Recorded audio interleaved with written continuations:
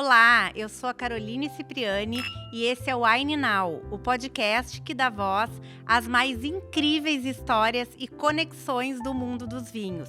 Juntos vamos percorrer o caminho para você aprender a conhecer, degustar e escolher seus vinhos.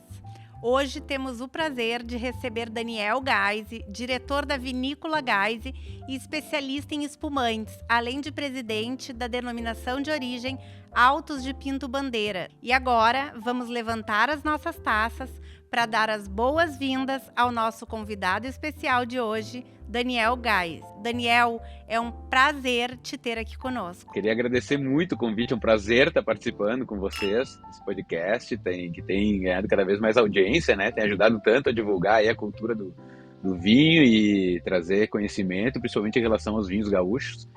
Então, te agradeço muito o convite, vai ser um prazer aí poder bater esse papo com vocês. Que bom, estou muito feliz com a tua presença aqui. Vamos iniciar então o nosso bate-papo. Daniel, a história da Vinícola Geise no Brasil, ela é fascinante, incrível.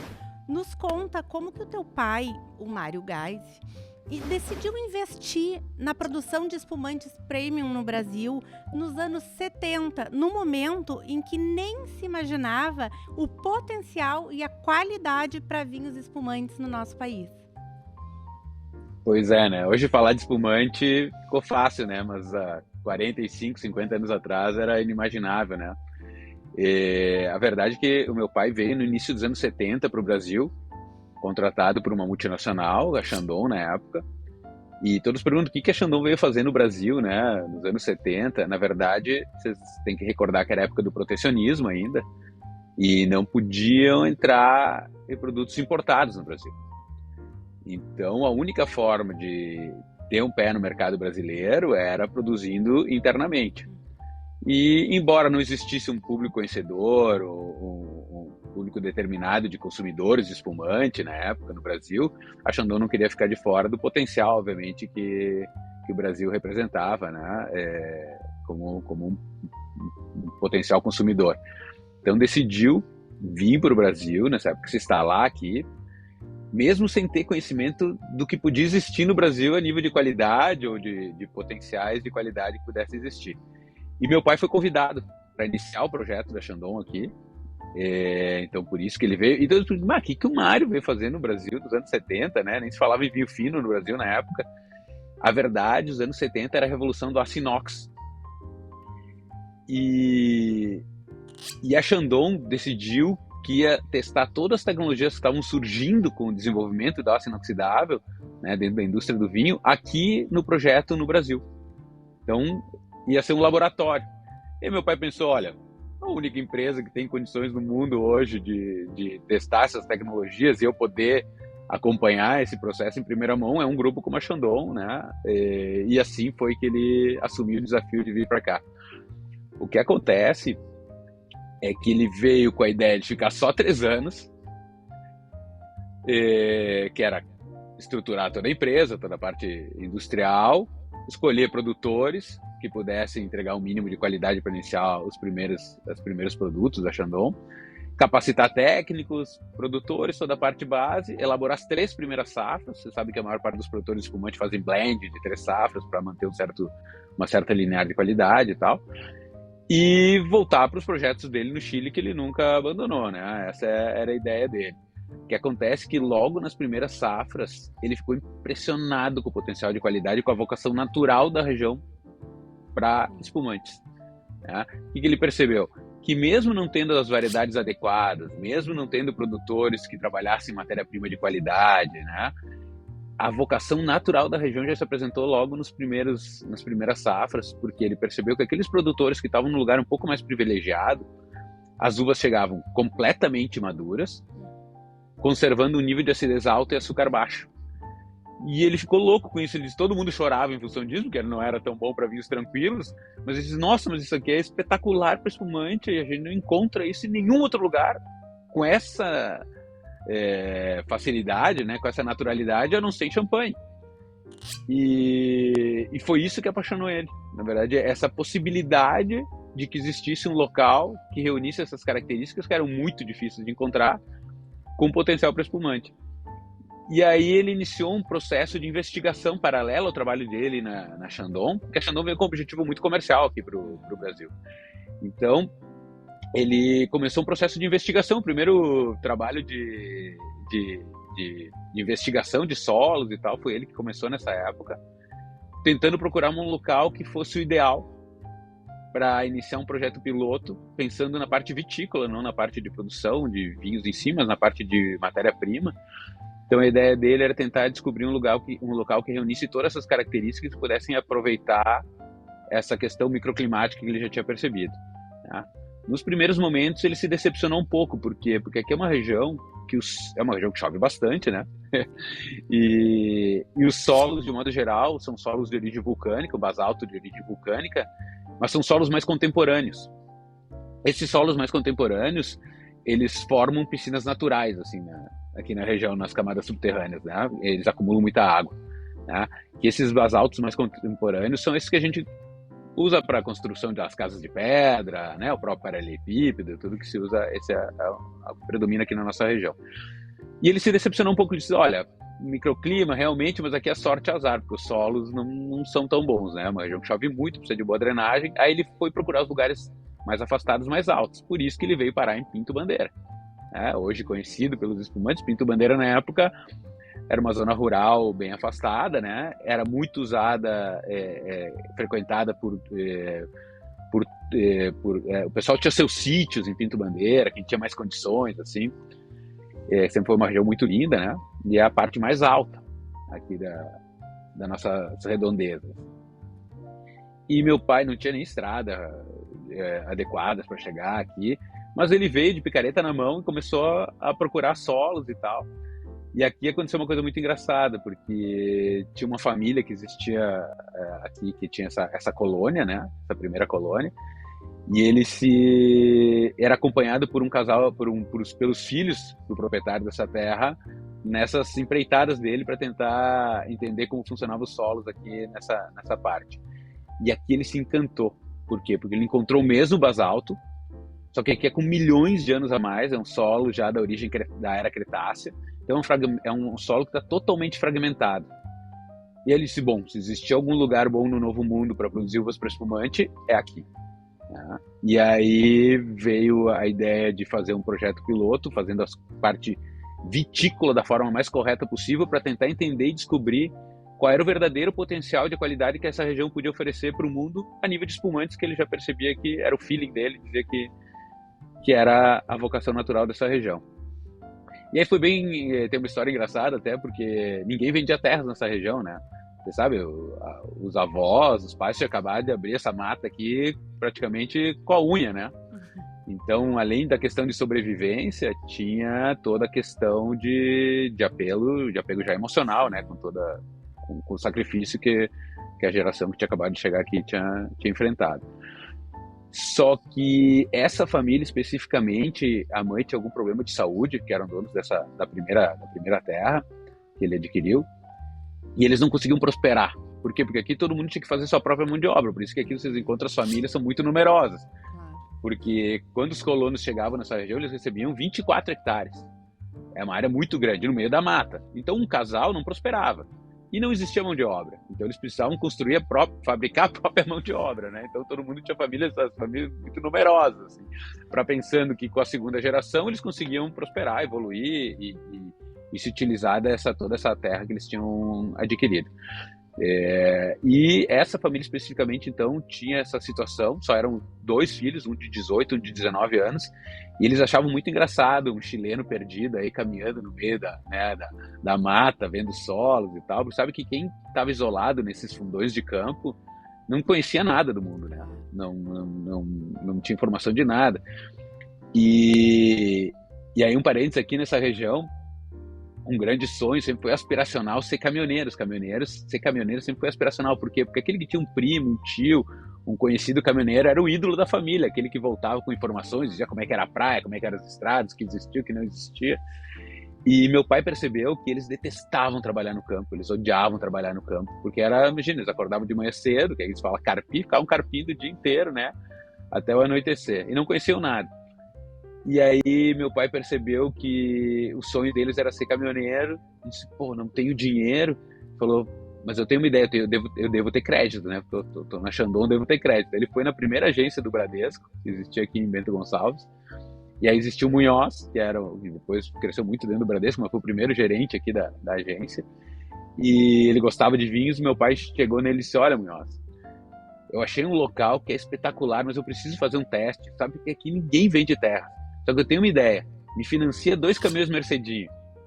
Aí ele financiou os 2 caminhões e foi negociar a compra desse primeiro lote com os 2 caminhões. Disse, olha, teus filhos, o sonho dele é ser caminhoneiro. Deixa eles seguirem, né? Abrir sua transportadora, tá aqui os 2 caminhões. Eu preciso fazer um teste nesse terra aqui, porque eu considero que é um lugar fantástico e tal. E foi assim que ele comprou, né? Então brinco que o melhor, considerado hoje o melhor terroir para espumantes do Novo Mundo, foi comprado com 2 caminhões Mercedinho. E foi basicamente isso mesmo. Que bacana, aí tu vê como a vida surpreende a gente. O teu pai, ele chega aqui com um propósito, né, dentro da Shandong, e aí ele é surpreendido, tem visão, obviamente, e aí transforma completamente a vida dele aqui no Brasil, né, vindo aqui explorar e se consagrar com a grande vinícola Geise aí que nós temos, com essa excelência. Ele se apaixonou, foi uma paixão, na verdade, né, que bateu nele, assim, pela região, pelas pessoas, pela possibilidade, porque tu sabe que quase todas as regiões do mundo são boas para produzir vinhos tranquilos, né? Praticamente todas as regiões do mundo têm condições de elaborar alguma variedade, se adapta e entrega condições de qualidade. Para elaborar espumantes, são raríssimas as regiões do mundo que têm condições de elaborar espumantes de alto padrão, porque a gente precisa de uma combinação de fatores que é muito singular. Bom, a gente sabe que a região de Champagne nasceu justamente da incapacidade que tinha a região de Champagne de produzir bons vinhos tranquilos, em função da alta acidez, né, mesmo com a uva completamente madura. Então eles esperavam amadurecer o máximo, colhiam, vinificavam, era muito ácido. E aí com essa de agregaram açúcar, né, fermentou, nasceram as borbulhas e hoje é o que é a região de Champagne. E aqui ele percebeu esse mesmo potencial com algumas características diferentes, né, que hoje a gente vê elas até como muito positivas, essas diferenciações que tem, né? Por não ter uma acidez tão alta quanto o champanhe, apesar de ter uma acidez alta, mas não é tão rasgada, como a gente diz, que nos permite elaborar uma versatilidade de espumantes maior do que a região de Champagne pode, né? Então, assim começou a história da Geise, muito aos poucos. Primeiro começou com a ideia de ter um projeto vitícola, e aí começou o que é considerado um dos marcos da vitivinicultura brasileira na busca de qualidade, que é o primeiro vinhedo de espaldeira da região já de Chardonnay. Né? E aqui eles chamavam ele de louco chileno, porque imagina, eles achavam que ele ia morrer de fome plantando vinhedos em espaldeira, porque era uma região dominada por cooperativas, todo mundo era praticamente cooperativado. E claro, quando tu é um cooperativado, 100% do que tu produzes, a cooperativa é obrigada a adquirir. Então aqui era uma viticultura voltada para o volume, não voltada tanto para a qualidade. E foi a primeira mudança de visão, né, de pensando mais em qualidade do que na produção de volume. E aí ele queria ser um produtor modelo também para quem quisesse ser fornecedor da Chandon a futuro, se plantasse dessa forma, com essas variedades e tal, a Chandon estaria disposta a pagar um valor a mais por essas uvas. E, paralelo a isso, tinha um vinhedo modelo, que é na linha Amadeu, por isso a gente tem uma linha de espumante que se chama Cave Amadeu. Todo mundo pergunta pelo Amadeu aqui, ligam até hoje, eu gostaria de falar com o senhor Amadeu, não tem nenhum Amadeu. Na verdade, que esse primeiro vinhedo que ele plantou foi na linha Amadeu, né, que divide as nossas terras. E, naturalmente, quando ele elaborou o primeiro espumante, todo mundo falava o espumante da Amadeu, que era dali de onde saíram as uvas. E ele começou a fazer pequenas partidas de espumante pelo método tradicional, então foi a retomada do processo de elaboração, ninguém mais elaborava método tradicional, espumantes. E como ele queria testar o máximo potencial de qualidade que a região podia oferecer, ele optou, obviamente, e também porque era um investimento muito menor inicial, né? Produzir o espumante é mais custoso, mas a estrutura é muito mais simples para produzir espumantes pelo método tradicional. E ele foi fazendo esses primeiros testes, e aí o que acontece? Aqui, assim como tinha algumas multinacionais se instalando, a família Catena também estava instalada aqui na nossa região, pouca gente sabe, mas os Catena tinham um projeto aqui em Bento Gonçalves que se chamava Mônaco. E meu pai ficou muito amigo dos Catena, né, que estavam aqui na época. E como não existia um público conhecedor de espumante no Brasil, bebedor de espumante, o Catena levou para as primeiras amostras que meu pai fez e tal. Isso final dos anos 70 e tal, início dos 80. Ele levou para a Confraria de Champanhes de Buenos Aires. E numa dessas degustações dessa confraria, que colocaram esses primeiros espumantes, as primeiras garrafas que o pai elaborou, saiu entre os 2 melhores da noite. Quando revelaram que era brasileiro, ninguém podia acreditar. E aí foi que o Catena ligou pro meu pai e disse: Mário, segue teu feeling, porque o pessoal é muito entendido em champanhe, são grandes bebedores de champanhe, e eles ficaram impressionados com a qualidade, não podiam acreditar que isso era um produto sul-americano. E eu acho que tem que seguir. Aí ele já tinha entendido as restrições da região em relação aos solos, tudo isso. E ele resolveu, então, instituir uma boutique para elaborar espumantes, para tentar explorar ao máximo o potencial de qualidade dessa região, embora não existisse um mercado para espumante na época, né? Porque nessa época ninguém consumia espumante. Na verdade, o pessoal que comprava espumante era o barulho, era o pó. O pessoal comprava para estourar, não comprava para beber. Tanto que tinha um ditado aqui na região, que o meu pai brigava muito na época com isso, que dizia: quando houver ruim, separa para elaborar espumante. Isso era um ditado. Por quê? Porque o pessoal não estava preocupado com o líquido, tá? Só precisava fazer barulho. Só que ele, tecnicamente, já tinha a convicção e a certeza de que isso era uma região muito especial e que era uma questão de tempo, as pessoas entenderem e descobrirem isso, tá? Só não era um país que tinha esse hábito ou tinha essa cultura de consumir espumante, mas a qualidade que essa região poderia oferecer era uma qualidade internacional, mais alto padrão. Essa convicção ele sempre teve, né? Embora, claro, que a cultura do espumante veio crescendo e veio acontecendo muito aos poucos. O que acontece? Ninguém queria muito saber de elaborar espumante, então aqui funcionou como uma grande escola, porque todos os outros diziam: ninguém consome espumante, não me interessa ter espumante e tal. Aí meu pai começou a produzir esses espumantes, né, em partidas muito pequenas, tudo baixo encomenda. O pessoal reservava, encomendava, ele ia fazendo aos pouquinhos. À medida que ia crescendo essas reservas, ele ia plantando 1 hectare a mais, 1 hectare a mais, 1 hectare a mais. Então a vinícola cresceu muito de forma sustentável e muito lenta, né? Sempre sem pressões comerciais, né? Então sempre foi posicionando a marca aos poucos e tal. E ficou sempre muito mais, durante muitos anos, na mão e nos ouvidos dos conhecedores, dos enófilos mesmo, sabe, que iam atrás de informação e tal. Quando o pessoal começou a ter uma certa demanda por espumante, chegavam: Mário, sabe que eu vou querer incluir um espumante na minha linha, tu faz para mim? Dizia: não, eu faço. Só que assim, tem que trazer uma matéria-prima que seja dessas condições, não é qualquer uva, e tem outra obrigação, tu tem que vir aprender a fazer. Ele fazia com que os enólogos viessem acompanhar a elaboração, porque ele pensava que se eu só ficar apaixonado por espumantes e falando de espumantes, sobre a qualidade dessa região, essa região nunca vai expandir, né? Sempre muito restrito. Vai ser reconhecida. Isso nunca vai ser reconhecida pelos espumantes. E foi o que aconteceu. O pessoal vinha, aprendia, aos poucos, quando começava a aumentar a sua demanda naturalmente, aos poucos iam levando essa produção para sua vinícola. E assim foi, né? Evoluindo aos poucos, a vinícola foi crescendo aos poucos, acompanhando essa evolução do próprio mercado, né? A gente sempre, claro, fazendo uma força muito grande em relação aos espumantes, porque a gente via que era a grande vocação, e todos que entendiam e conheciam um pouco, quando tinham condições, se deparavam com os espumantes, ficavam muito surpresos, né?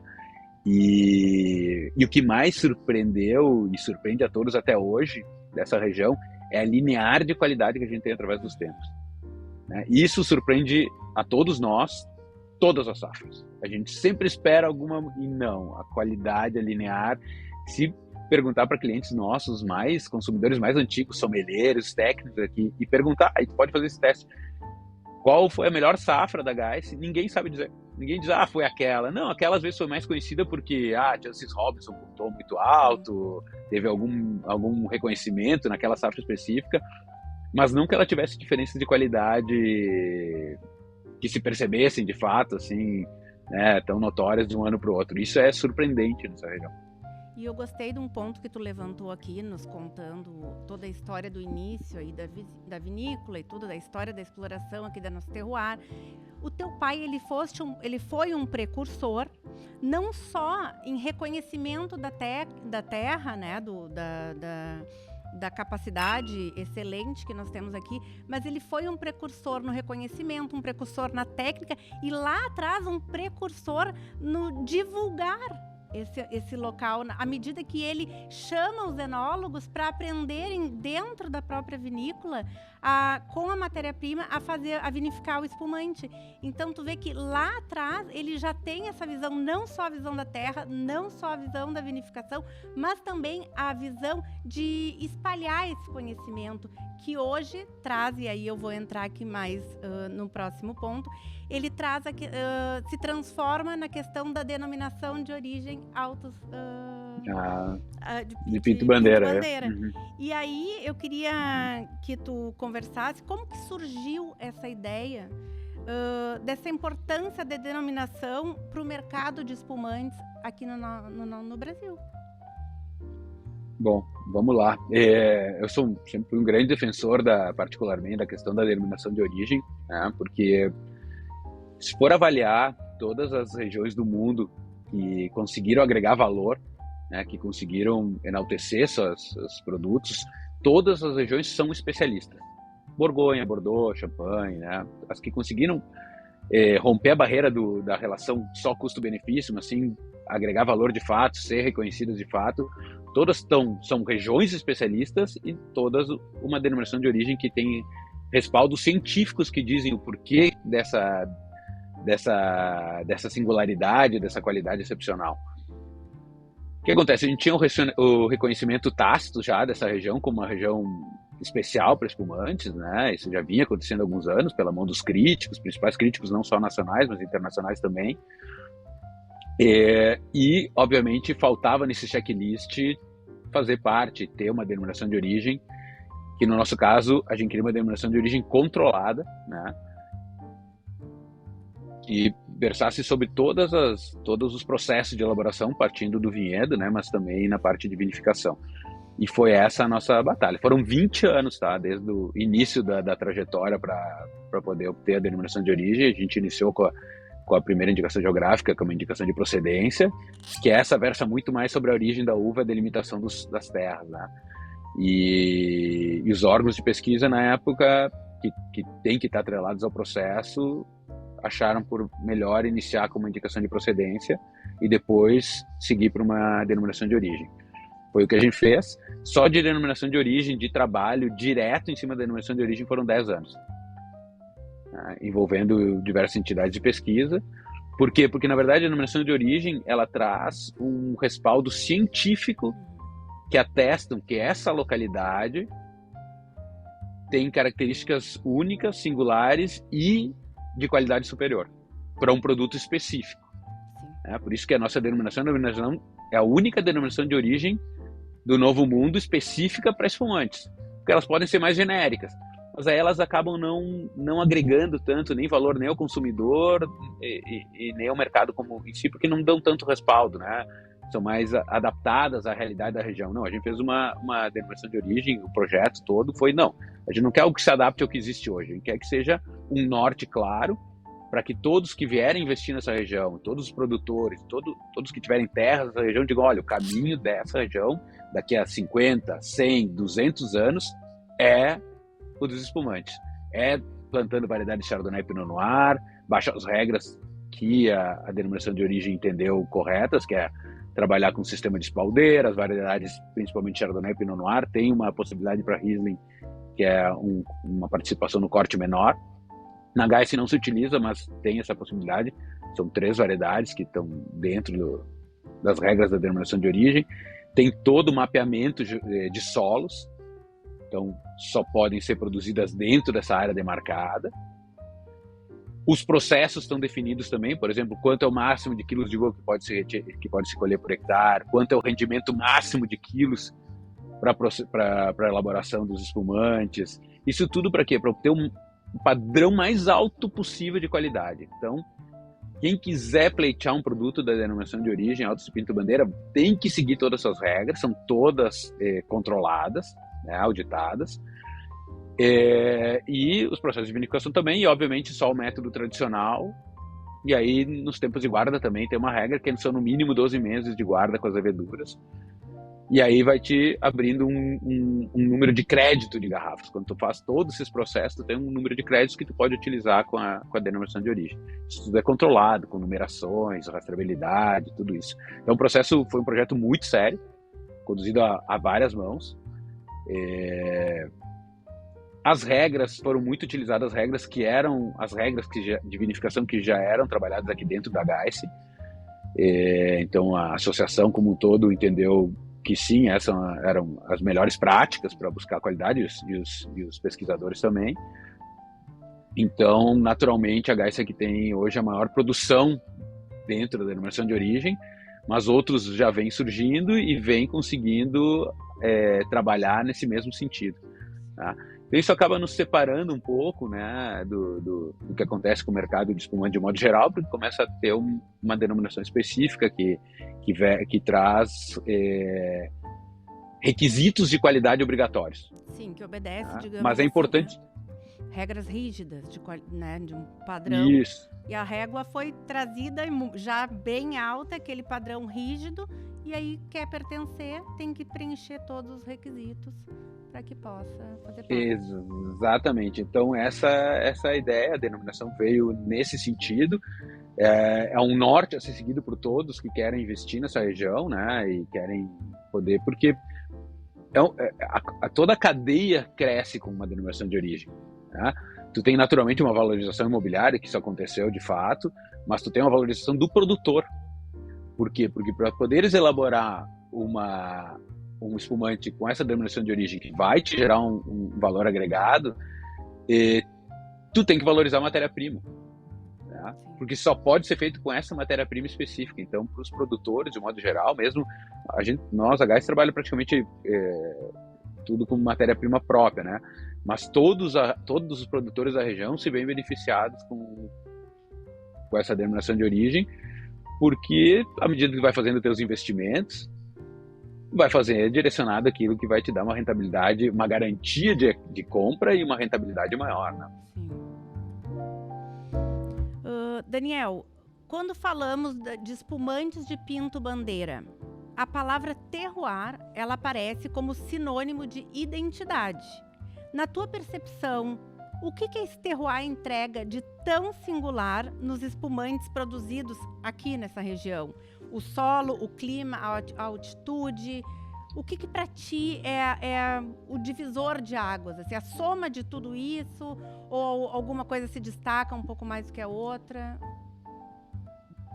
O terroir em si sempre é o conjunto da obra, sim, né? É a soma de todos os fatores, como tu bem disseste, assim. Então, realmente os solos aqui na nossa região são fenomenais e é o que dita. O início foi em função dos solos, né? Então, as variedades que se adequaram muito bem aqui a essa região, a forma como se trabalha essas variedades, quando tu está pensando só em espumantes, e quando tu se transforma numa região especialista num produto, a cultura toda da região vai se moldando de acordo com essas variedades e tu acaba criando um universo de especialistas, o pessoal que trabalha no campo, né? Todo mundo vai ganhando uma cultura em cima dessas variedades específicas, do manejo que se faz para obter um padrão de qualidade maior, e isso é muito importante, tá? Porque a gente está falando que o terroir, a mão do homem, também faz parte do terroir. Claro. A técnica vai se repetindo e a excelência vai vindo cada vez mais, né? De tanto repetir aquele processo. Exatamente. Quando a gente fala justamente da questão do especialista, né, voltando um pouco, acontece isso, né? No campo hoje aqui a gente tem muitos especialistas, porque quando a gente está falando só em variedades como Chardonnay e Pinot Noir, com o passar do tempo é fácil tu se especializar nelas, né? No clone específico que tu trabalha, como a poda, como eu tenho que manejar, o que acontece. As coisas são cíclicas na agricultura, então elas vão se repetindo. Os problemas que tu enfrentou há 15 anos atrás, daqui a pouco vão aparecer em algum momento, e a cultura e o conhecimento de como se trabalhou isso dentro desse terroir tá ali, né? Então a gente sabe manejar melhor as situações. Quando o pessoal do campo joga a bola para dentro da vinícola, né, colheu a uva, é a mesma coisa. O pessoal está simplesmente só esperando Chardonnay e Pinot Noir para elaborar espumantes. Então tem um ditado em espanhol que diz que quem muito abraça, pouco aprieta. né? Então aqui a gente é muito focado mesmo, a gente se especializou nisso. Se for ver, na América do Sul isso não é tão comum, mas pegar a Europa é bem mais comum tu encontrar vinícolas especialistas em uma ou duas variedades só e 100% focados. Bom, a região de Champagne é basicamente só isso, né? Então, e isso é o que se repete em outras partes. E o terroir é justamente isso. Então, toda a parte de microclima, de solos, das variedades escolhidas, o manejo, né, a cultura que está permeada já nessa região e para um produto específico. Então eu sempre vejo, para mim, o terroir, sempre que a gente fala de um produto específico. Quando começa a falar de um leque muito grande de variedades, eu acredito que se perde um pouco essa questão cultural. Aí a cultura passa a ser a uva e não uma variedade específica, né?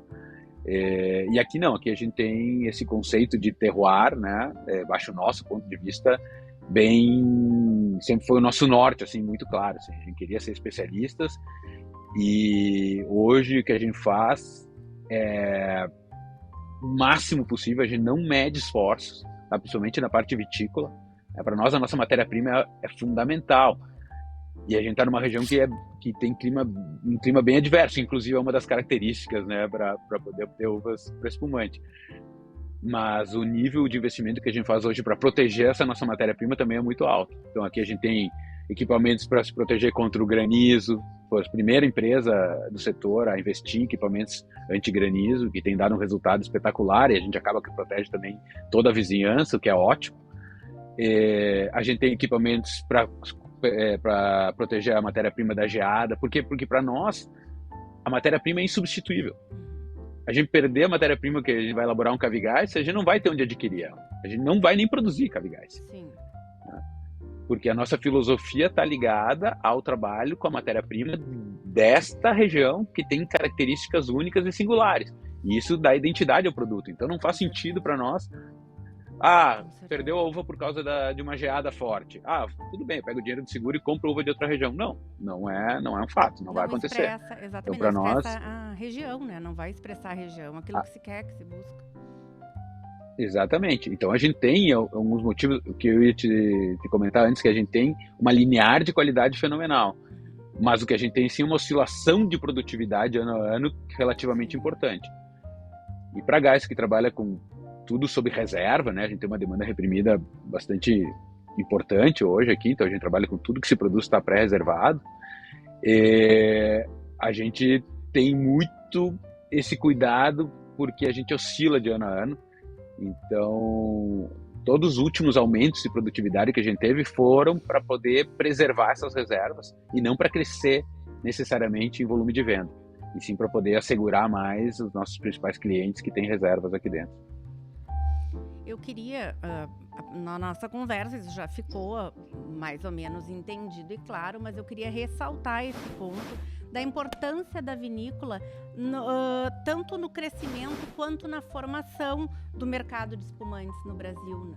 Porque vocês foram precursores, então eu queria que tu trouxesse mais forte esse ponto, que essa visão ela muda, ela chega aqui meio sem visão e dali em diante se cria uma nova história. Exatamente, foi uma mudança foi de história e de trajeto, foi bastante radical no início, mas depois para nós foi muito claro, sabe? E como família, Não, mas eu até quis dizer nessa história, tipo, nós não tínhamos essa história, então vocês chegaram aqui e mudaram completamente o cenário, se criou uma história a partir da chegada do teu pai aqui nas nossas terras, né? Isso. Exato, quando ele teve essa percepção, né, ele foi brigando contra os paradigmas que existiam na época. Imagina, já era uma região que não tinha um reconhecimento por qualidade, em função de que, como existia esse protecionismo, né, e era muito ligado ao vinho comum, já existia até hoje. Hoje essas barreiras estão se rompendo, até com bastante velocidade, né, com a informação toda, né, justamente com pessoas como vocês hoje divulgando, né, todas as questões de qualidade, evolução que essa região teve. E nos espumantes foi mais drástico, porque a bebida espumante é a bebida mais sofisticada que a gente tem dentro dos vinhos, né, é assim reconhecida. E pensar que o Brasil pudesse ter essa condição em alguma região para produzir grandes espumantes foi, foi bastante significativo. E ele se manteve fiel a isso, e nós, como família, de modo geral, todos, e a gente se embebedou dessa paixão e dessa filosofia de buscar essa qualidade, abrindo mão de muita coisa, inclusive de crescimentos grandes, porque a região não permite produzir grandes volumes. Então, o caminho era o de enaltecer a qualidade, posicionar num nível que precisasse, né? E com a paciência que a gente teve, porque a gente está falando, a vinícola está completou 46 anos. Então, no mundo do vinho a gente é um neném engatinhando, né? Mas no Brasil é bastante coisa, né? Uma empresa que atingir essa maturidade já. E o que o mercado foi entendendo com o passar do tempo, a gente foi evoluindo junto com o consumidor.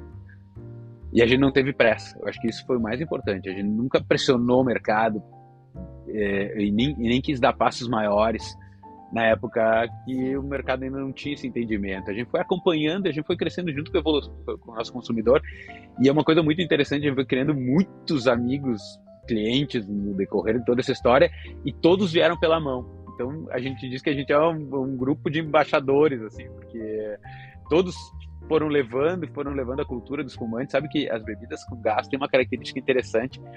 Os vinhos tranquilos, a gente é infiel por natureza, né? A gente produz vinhos tranquilos no Chile, né? A gente tem a nossa vinícola no Chile também conceitos de terroir, algumas variedades em regiões bem especiais. Mas o vinho tranquilo, nós mesmos somos infiéis por natureza. A gente quer diversidade, a gente quer degustar coisas diferentes, a gente quer ter essa cultura e o acervo, né, mental de vinhos. Mas as bebidas com gás, elas fidelizam. À medida que tu dá um passo para frente em qualidade, é muito mais difícil se adaptar. Até a água com gás fideliza. Quando tem aquela água com gás, que é aquela que tu se adaptou e gosta, se tem ela na carta, é aquela que tu vai pedir. Tu não vai ficar fazendo testes, né? E com espumante acontece a mesma coisa. Falaram que os sommeliers das casas vão dizer, não, quando entra e tem, por exemplo, o Cavigais, que a pessoa gosta na carta, ela não vai dizer, não, hoje eu vou testar esse outro. Não, tem o produto dela, é esse que ela vai beber, né? E isso a gente percebe. A gente tem clientes de muitos anos aqui e que sempre foram consumidores nossos e se mantém assim, né? E porque tu vai se adaptando com o estilo de produto, e isso é muito legal ter uma região que é tão diversa, que é uma região que entrega, de modo geral, condições para elaborar espumantes, mas cada uma com as suas qualidades, né? Com os seus diferenciais. E isso é muito interessante. É uma região que realmente tu percebe isso. A gente faz degustações permanentes aqui, e a gente vê qualidade em outros produtos e percebe as diferenças claramente em relação aos nossos. Então, isso é muito interessante. E a evolução que foi acontecendo com o consumidor. Antigamente, praticamente só se comprava espumante para fazer por causa do barulho, né? Para festejar, depois se bebia outras coisas. E o consumidor foi entendendo, foi aprendendo. E nesses últimos anos, o que a gente percebe? Um crescimento bem interessante e importante nos restaurantes. O pessoal começou a consumir muito espumante nos restaurantes. Por quê? Porque até com a evolução do próprio sommelier, com a presença do sommelier, né, ele direciona também, né? Porque é o único produto que vai salvar numa harmonização quando tem 5 ou 6 pessoas pedindo pratos diferentes. Claro. E aí quando começa a entrar na cultura do consumo de espumante, é uma bebida fenomenal para todos os momentos, todas as ocasiões, né? Combina demais com o clima do Brasil. É um produto que hoje a relação custo-benefício do espumante brasileiro de alta qualidade aqui é imbatível. É um produto que a gente tem, sem dúvida nenhuma, melhor relação custo-benefício. Para tomar um produto de qualidade similar importado, tem que gastar 3, 4 vezes mais e provavelmente não vai estar tomando o mesmo padrão ainda, né? Porque aqui realmente, e isso não é dito por nós, hoje os principais críticos do mundo, quando pega a principal crítica hoje a Jancis Robinson, que é aclamada por todos, respeitadíssima, o nível de pontuações que ela tem dado para os espumantes, posso falar dos nossos, são muito altas, né? Na última degustação dela, ela chegou a dar um 18,5 sobre 20 nos nossos espumantes, que é uma pontuação, se for analisar as pontuações dela, para champanhes difíceis, os champanhes que passam de 17, 17,5. Então, tu começa a ter gente muito séria respaldando essa qualidade, E é muito interessante para nós ver que o meu pai teve a oportunidade, com a velocidade da informação hoje, né? Fosse antigamente, precisaria de 300 anos para alguém ter 200 anos, 300 para ter reconhecimento, né? E hoje a velocidade das coisas permite com que uma empresa com 46 anos, mesmo que muito focada e tudo, e numa região que tem uma vocação natural, e a gente teve uma filosofia de buscar o máximo de qualidade possível, mas mesmo assim o reconhecimento, de certa forma, por parte das pessoas do mercado, veio, se for analisar, bastante rápido, né? Porque tu tem hoje essa velocidade, a pessoa lá na Inglaterra descobre que tem uma região, num cantinho do Rio Grande do Sul, que se produz um espumante bom, que ela gostaria de degustar, em uma semana ela está sentada degustando espumantes e avaliando. Então, essa degustação eu queria entrar contigo justamente nesse ponto, que a Cavegás, ela tem esse reconhecimento internacional, inclusive por críticos, sommeliers, estrangeiros, e como que tu vê esse reconhecimento lá fora? Né? Ainda há barreiras para o espumante ocupe esse espaço lá fora, hoje não, é como nós estamos entrando nessa parte aqui agora. Como que tu vê esse reconhecimento lá fora? E tem sido espetacular, né? O primeiro, talvez uma das viradas de chave, inclusive para o mercado interno, foi talvez também responsabilidade de um produto nosso, que foi com a própria Jancis. Lá em 2011, uma hunter dela, que é a Julia Harding, que trabalha com ela até hoje, ela teve acesso e degustou um espumante, um Cavigás, e ela ficou aparentemente bem impressionada com a qualidade, por ser uma região desconhecida, né, do universo do vinho na época. E ela disse que a Jancis deveria degustar o produto nosso, porque ela tinha ficado muito surpresa. E aí ela solicitou uma série de amostras, a gente enviou essas amostras para ela, e ela me enviou um e-mail, que eu tenho até hoje, emocionada, sendo que há anos não se apaixonava tanto por uma bebida, que tinha ficado muito surpresa, que queria entender mais, e ela começou a estudar sobre a região, sobre a estrutura de solo, sobre tudo. E ela, no e-mail, ela escreveu: acho que vocês vão se surpreender com as minhas pontuações.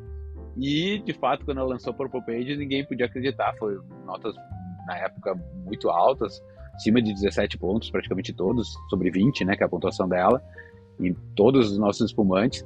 E isso despertou nos outros críticos a necessidade e a vontade de conhecer. Então, começaram a vir para Pinto Bandeira. Inclusive, produtores de champanhe, que começaram a vir também para conhecer essa região, né? Quem é essa região, Pinto Bandeira, que, eu tô aqui há 400 anos, nunca tirei mais 16, 17 pontos, vem alguém aí, 18 e tanto, com a Jancis e tal, que ela é muito respeitada, né, e admirada dentro do setor. E atrás, depois dessas pontuações desse reconhecimento dela, e esse despertar, né, pro velho mundo, a gente teve a visita do Os Clark, que foi muito interessante, porque o Os Clark é reconhecido pelos técnicos como o melhor degustador da Europa, né? E o Os Clark colocou um Cavigás na seção, no pocket dele, na seção dos meus vinhos favoritos, entre os 4 vinhos favoritos dele, Cavigás Terroir. Isso foi fenomenal, e foi para o meu pai o maior reconhecimento que ele teve até hoje, porque ele admirava demais o Os Clark, e tal. No Brasil não era tão conhecido, mas no Chile muito, muito respeitado. E atrás do Os veio o Adam Strum, que é o editor-chefe da revista Wine Enthusiast, principal publicação americana, e ele degustou todos os nossos espumantes e fez uma publicação dizendo que nenhum produto nosso podia ter menos de 90 pontos no caderno de crítico nenhum do mundo, meio que passou uma régua, assim. E foi muito legal, e nos indicou para a vinícola do ano do Novo Mundo. E isso é muito legal porque é meio que o conjunto da obra, né? Os conceitos de sustentabilidade implementados aqui, o desenvolvimento social que a gente provocou na região, né? Além da qualidade dos espumantes. E a Jancis, logo após, que foi muito importante na nossa história, ela teve um evento, o evento mais importante de vinhos do mundo se chama Wine Future, onde reúne as principais entidades do mundo do vinho para discutir sobre o futuro do mundo do vinho. E foi em Hong Kong, em 2011, isso. E ela tinha que criar uma lista dos 15 produtos e produtores que ela acreditava que iam marcar o futuro do mundo do vinho, deixando para trás regiões tradicionais. E dessa lista dos 15 vinhos que ela indicou, tinha só um espumante francês. E isso foi um marco, assim. Inclusive, eu fui para o evento em Hong Kong.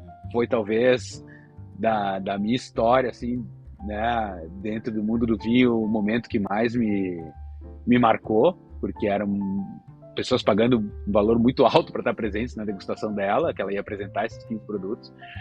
E o único produto servido à mesa foi o Cavigais. Era uma garrafa Magnum na época.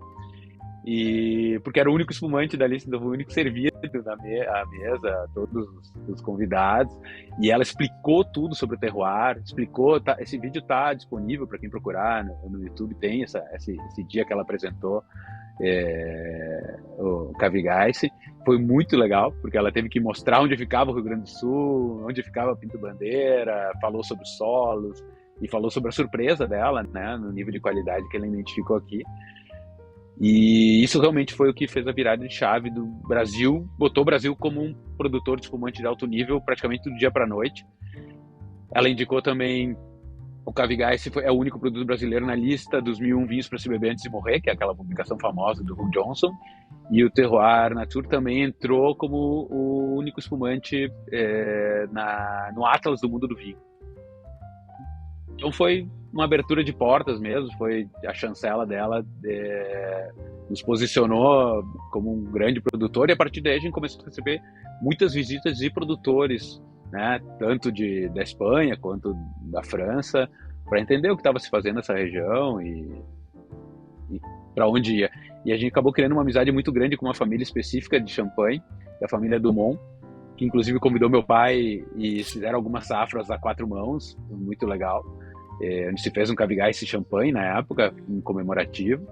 Foi um projeto muito, muito interessante. E com a família Dumont, que meu pai brincava muito e dizia, olha, se Pinto Bandeira tivesse sido descoberto antes de Champagne, vocês iam passar muito trabalho. E era uma brincadeira, por quê? Porque ele ficava surpreso que aqui a gente conseguia elaborar espumantes já com padrão de qualidade alto, com menores tempos de guarda.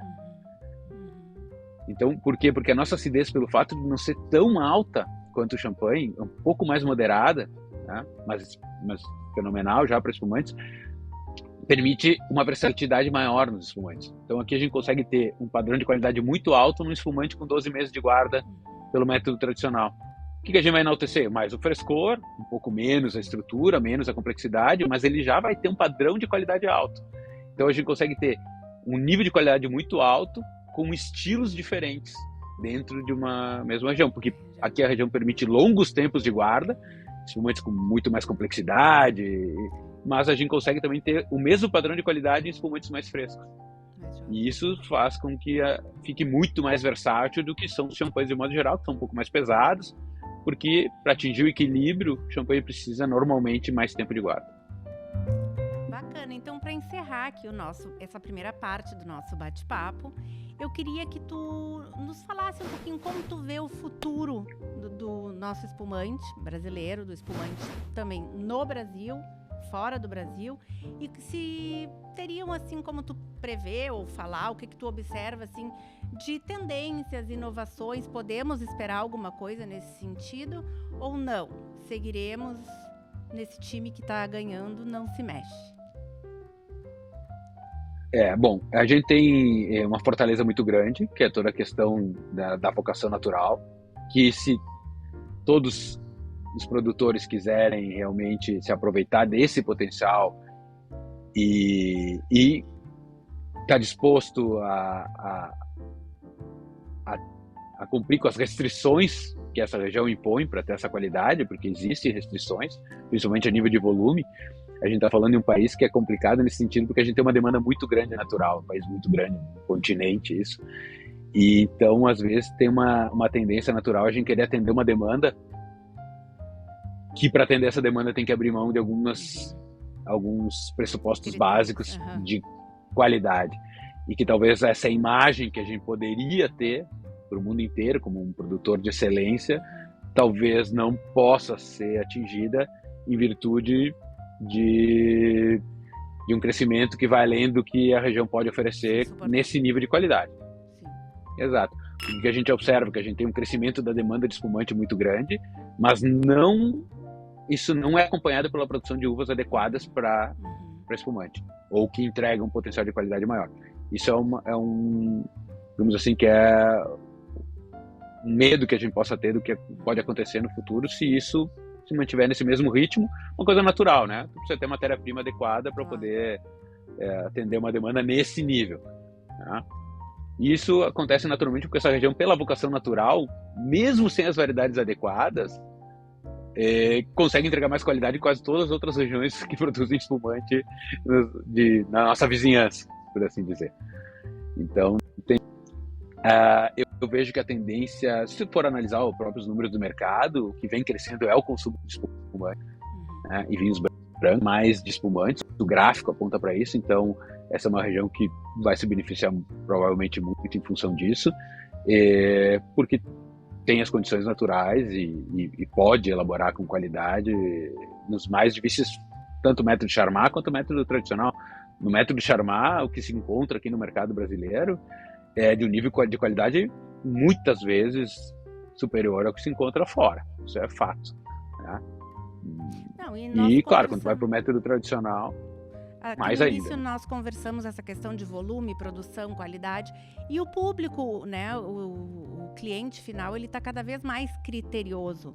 Então, em que pese não se tenha, muitas vezes, o volume exacerbado, ele entende que o produto que ele gosta, que ele consome, é aquele produto, é aquela limitação, mas aquela limitação de produção proporcionalmente ligada àquela qualidade do produto que ele busca. Então, acho que tá super consolidado. É isso, mas tem que ter esse entendimento, né, de toda a cadeia. Sim. De que para agregar valor, precisa sempre trabalhar um padrão de qualidade de excelência, né? Se tu tá numa região tão privilegiada, por que tu vai abrir mão disso? Não, de forma se o potencial alguma, para uma qualidade hiperlativa, né, para o mercado. Só que acontece nos espumantes, à medida que tu vai avançando, quando tu dá um passinho para frente em qualidade, é difícil tu voltar.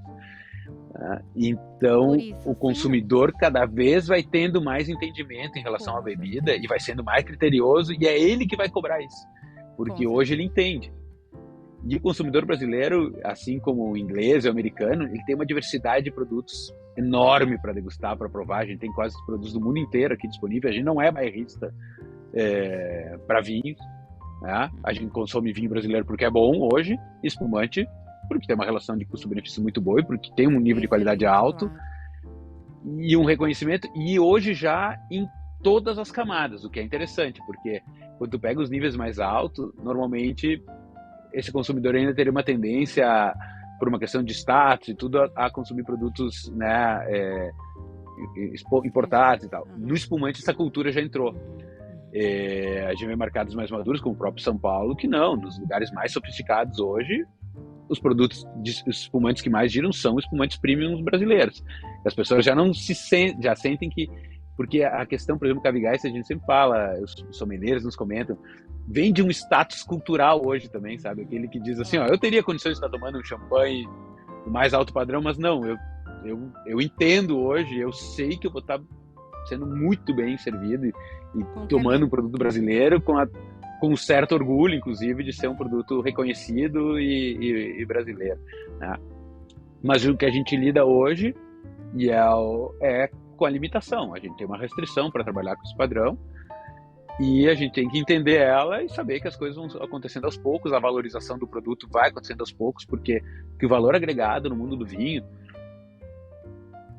depois de tu estar aí sempre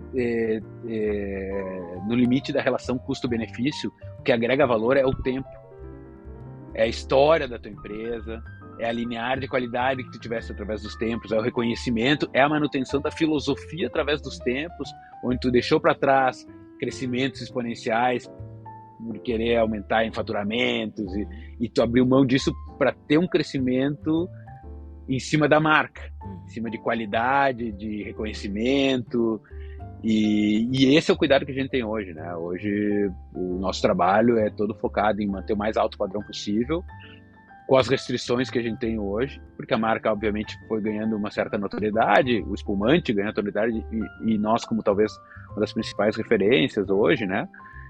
Acaba tendo uma maior presença, uma maior procura, mas a gente tem a restrição que nós mesmos nos impusemos em função dessa filosofia de trabalho.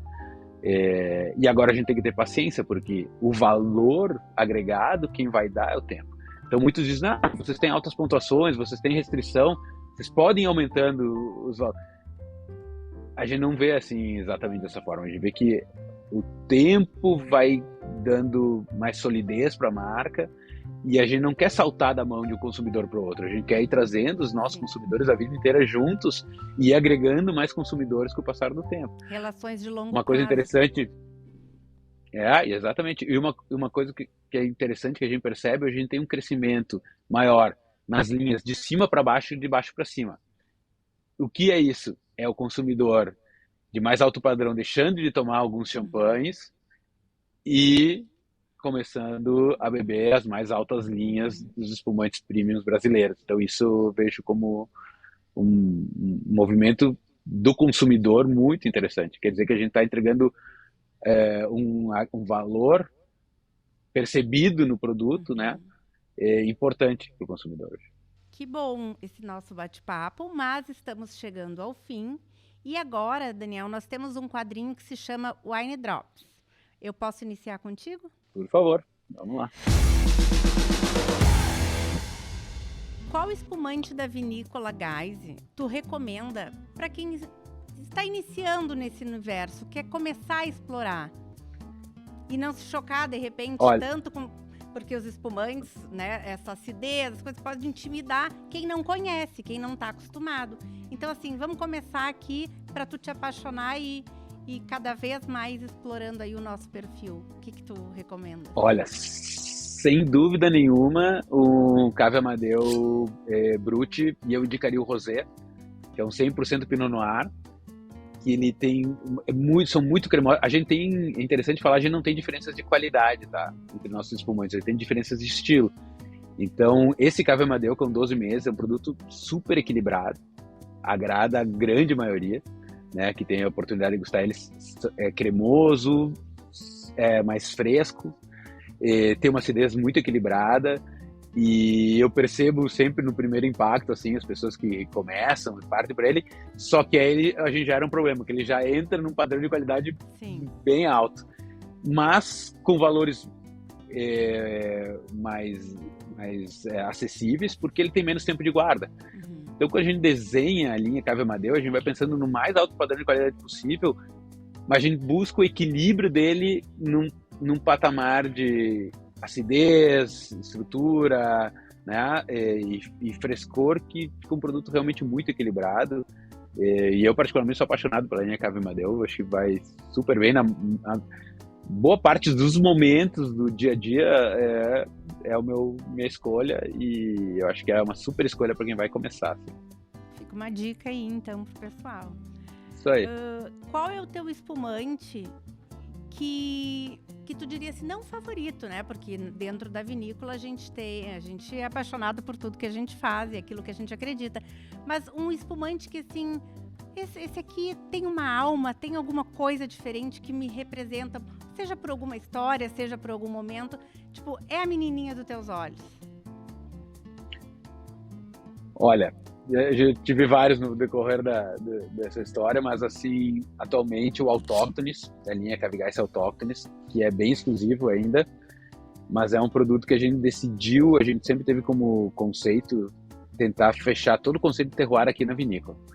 E o Autóctones, ele foi elaborado, foi um teste, foram vários testes, é um investimento alto que a gente fez para buscar encontrar uma levedura nossa própria do vinhedo da Geise, para fazer a segunda fermentação utilizando essas leveduras. E o resultado foi fenomenal, que deixou todos muito entusiasmados. E essa linha a gente começou a liberar ela aos poucos, então se chama Cave Geise Autóctones, e as leveduras tanto da primeira quanto da segunda fermentação são do próprio vinhedo. E hoje a gente está num processo de estudo ainda, porque a gente tem que ir ganhando confiança nessas leveduras,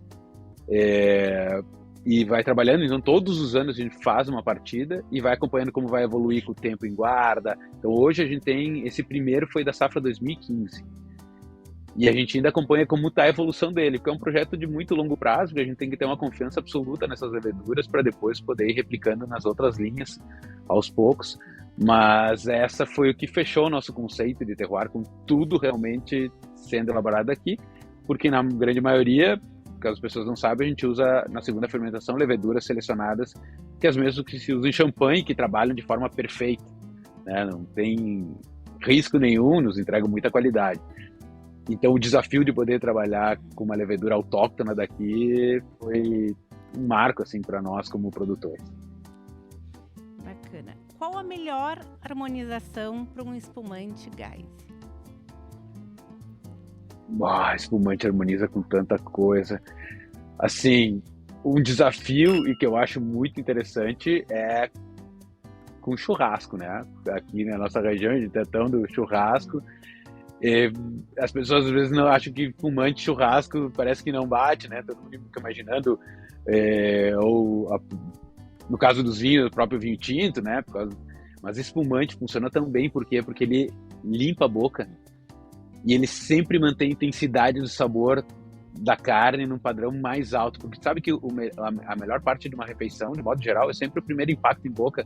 A tua boca não estava preparada para sentir aqueles sabores, e é o que manda toda a sensação de satisfação para o hipotálamo, né? É o primeiro impacto em boca. À medida que tu vai acompanhando uma refeição, não só churrasco, mas qualquer outra, com espumante, o espumante, método tradicional, principalmente mais secos, vão limpando a boca, eles têm uma capacidade de resetar as papilas gustativas, e ele mantém a intensidade do sabor no nível mais alto sempre. Então, a cada garfada, a cada gole, prepara, e o nível de intensidade de sabor durante toda a refeição é sempre no nível mais alto, porque senão a gente sempre começa de cima e vai diminuindo, porque as tuas papilas já estão com aquele sabor, então a intensidade não é a mesma. E numa refeição acompanhada com espumante, num churrasco acompanhado com espumante, essa intensidade é sempre no nível mais alto, e quando tu finaliza a refeição, tu tá com a sensação de boca limpa, sem todos aqueles resíduos de gordura que foram se acumulando durante às vezes tu termina uma refeição e diz, nossa, que vontade de escovar os dentes, preciso escovar os dentes, e numa refeição acompanhada com espumante isso não acontece, né? Tu termina ainda com a sensação de mais prazerosa, assim. Então eu indico muito para quem nunca testou. Feijoada também é ótimo com espumante, viu? Indico demais. Boas dicas aqui para nossa região. Agora eu queria que tu compartilhasse, nos contasse uma curiosidade da tua família. Uma curiosidade. Bom, aqui todo mundo pensa que nós somos em 3 irmãos, porque somos 3 mais ligados aqui a Geyser, nós somos em 4 irmãos. Eu tenho uma irmã que mora no Chile, e estuda agronomia lá, e vai integrar o quadro aí logo. Ela vai estar mais focada provavelmente nos projetos do Chile, né? Mas ela faz parte, então só enxergam nós 3, somos 3 irmãos aqui, né, que trabalham diretamente na Geyser. A gente também administra a empresa no Chile através daqui, mas somos 4. Meu pai tem uma outra filha que já é maior, né, mas é menos vista por todos. E aí quando perguntam, nossa, mas todos envolvidos na vinícola, aí tem uma coisa que eu descobri com o passar dos tempos, que no mundo do vinho parece que só tem porta de entrada, sabe? Desconheça alguém que tenha entrado no mundo do vinho e depois por algum motivo de saído, não se envolvido mais. Então, quando tu tem uma família que é tão ligada a isso, e a gente é tão apaixonado por todo esse universo, pelo estilo de vida que o mundo do vinho nos proporciona, as nossas viagens, nossas reuniões familiares, nossos encontros, então sempre, para nós, o vinho é mais um elemento de vida, né? E faz parte do nosso dia a dia mesmo, é o que a gente é apaixonado, a gente adora estar envolvido nisso, e o maior desafio nosso é fazer com que essa paixão se transmita para as próximas gerações, né? E tenham a mesma ideia, o mesmo conceito, a mesma filosofia, para que isso possa se manter através dos tempos. Bacana. E finalizando o nosso Wine Drops, eu queria te pedir, se tu pudesse descrever um espumante Geyser como uma pessoa com alma, temperamento e história, como seria? Nossa, é assim, uma pessoa, para alguns aspectos, conservadora e tradicional, que tem seu método, sabe, aquelas pessoas metódica para algumas coisas, criteriosa, exigente, mas que em alguns momentos foge muito da curva, dá uma escapada grande e inova. E vem com uma coisa nova, diferente, porque a gente é muito inquieto. E a gente sempre tem um surgindo com uma ideia diferente e que a gente avalia entre todos, não, vamos encarar, vamos fazer, e aí a gente foge um pouco daquilo que as pessoas imaginam. Assim, até engraçado quando vem o pessoal na questão do enoturismo, vem achando que vão encontrar uma coisa muito formal na Gais, tradicional, aí entram, vão fazer o Terroir Experience e é uma coisa, né, um passeio totalmente diferente, um 4x4, no meio da Mata Virgem, com degustações em lugares exóticos. Então, acho que isso traduz um pouco o que é o nosso produto também. Veio da inovação, veio da busca por fazer diferente do que se fazia, do que era a tradição na época. E só que a gente é tão focado e nossos produtos se transmitem isso na excelência, em se especializar muito naquilo que a gente vai fazer, em buscar o máximo de qualidade possível, abrindo mão de tudo o que tiver e as dificuldades para poder buscar isso, que acaba depois virando algo que faz parte do todo, assim, acaba se integrando. Quando a gente inova em alguma coisa, depois isso acaba fazendo parte de mais uma metodologia, né, que a gente segue, mas parte de uma aventura, assim, para depois isso ingressar no nosso dia a dia. Bom, Daniel, o nosso bate-papo hoje aqui está encerrado, mas eu também quero deixar aqui registrado que nós temos muita vontade do Caminhos do Vinho explorar em loco essa questão do Terroir Experience. Faremos isso, com certeza, será um prazer da nossa parte.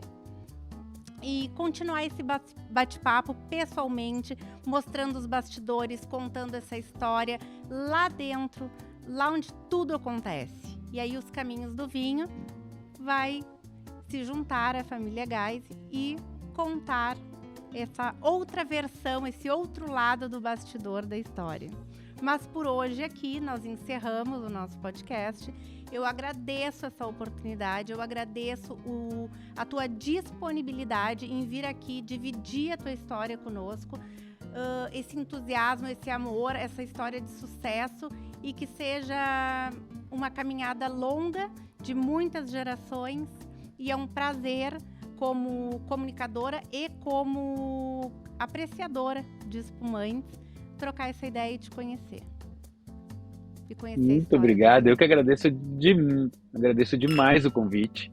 Foi um prazer, de verdade, poder trocar um pouco essas informações aí, contar um pouco da nossa história, um pouco do que a gente vem fazendo por esse lado aí do Rio Grande. Daniel, por hoje é isso. Muito obrigada pela tua participação aqui conosco e por compartilhar a tua história e o conhecimento sobre espumantes Gais e a denominação de origem Altos de Pinto Bandeira. Foi um prazer aprender mais sobre o impacto da vinícola da tua família no mercado de espumantes brasileiro. E assim encerramos mais um episódio do Wine Now. Se você gostou, não esqueça de se inscrever no nosso canal e nos seguir nas redes sociais para ficar por dentro de todas as novidades. Compartilhe este episódio com os seus amigos e ajude a nossa comunidade a crescer. Até o próximo episódio e lembrem-se, cada taça conta uma história. Saúde!